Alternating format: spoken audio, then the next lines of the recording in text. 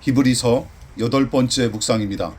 신약 성경 히브리서 2장 1절부터 4절 말씀까지 봉독하겠습니다. 그러므로 우리는 들은 것에 더욱 유념함으로 우리가 흘러 떠내려가지 않도록 함이 마땅하니라. 천사들을 통하여 하신 말씀이 견고하게 되어 모든 범죄함과 순종하지 아니함이 공정한 보응을 받았거든.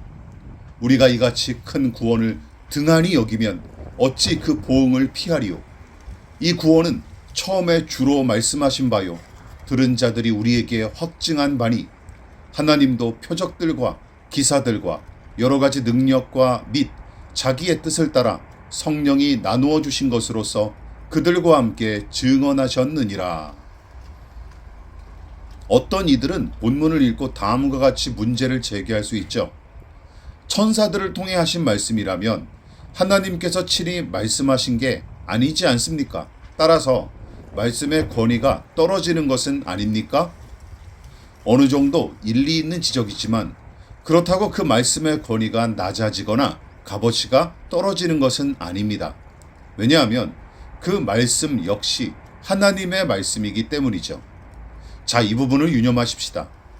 천사를 통해 하신 말씀일지라도 그 말씀은 천사의 말이 아니라 영적인 존재인 천사가 하나님의 말씀을 그대로 받아 전달한 것이기에 그 말씀도 결국은 하나님의 말씀이고 거기에 담긴 권위와 가치도 변함이 없기 때문이죠.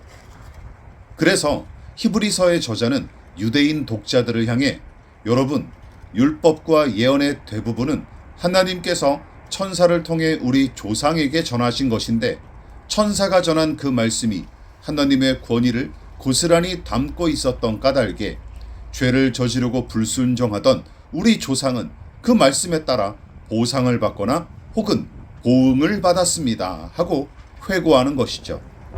그러나 저자의 논리는 여기서 한 걸음 더 나아갑니다.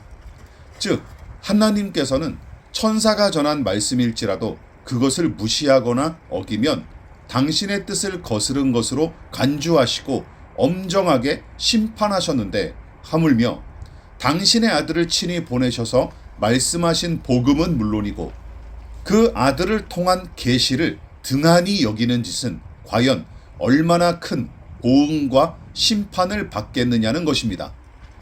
이처럼 히브리서는 하나님의 신성한 권위가 그 아들 예수께로 고스란히 이어진다는 사실을 강조하고 있을 뿐만 아니라 구약의 율법과 예언은 물론이고 예수님의 복음과 사도들의 증거와 증언도 성부 하나님의 권위와 가치를 고스란히 담고 있다며 논리를 전개하고 있죠. 그래서 그리스도인들은 구약의 율법과 예언 그리고 복음서를 비롯한 사도들의 저작이 권위 있는 하나님의 말씀으로 고백하고 신뢰합니다. 그 측면에서 성경을 고리타분한 종교서적이나 신화와 같은 기록 정도로 대하는 것은 히브리서를 비롯한 성경 저자들이 의도한 바는 물론이고 성경의 원저자인 성령 하나님의 의도와도 거리가 멉니다. 그뿐만이 아니죠. 성령 하나님의 감동으로 기록된 모든 성경이 죄인을 구원하시는 하나님에 관해 가르치고 더불어 그 구원이 얼마나 크고 넓고 깊은지 이야기하는데 이런 성경의 가르침을 신화나 격언집 정도로 여긴다면 결국은 성경이 가르치는 구원의 교리도 허무맹랑한 이야기로 전락할 수밖에 없죠. 그런데 이것이 불신자들만의 문제가 아닙니다. 신자들 중에도 구원의 깊이와 너비와 크기를 온전히 이해하거나 헤아리지 못한 채 단지 지옥 갈 운명에서 벗어나 천국 행을 보장받는 정도로만 여길 뿐더러 심지어 천국 가기 위해 예수 믿는다 하는 말도 서슴지 않습니다. 즉 신자들조차 성경에서 가르치는 구원에 관해 별로 관심이 없고 오히려 불교나 무속신앙의 내세관을 끌어들여서 구원과 천국을 이해하기 일쑤죠. 그러므로 삼위일체 하나님과 구원의 개념 등은 성경을 통해 올바로 정립하고 이해하는 일이 우리 그리스도인들에게 급선무입니다.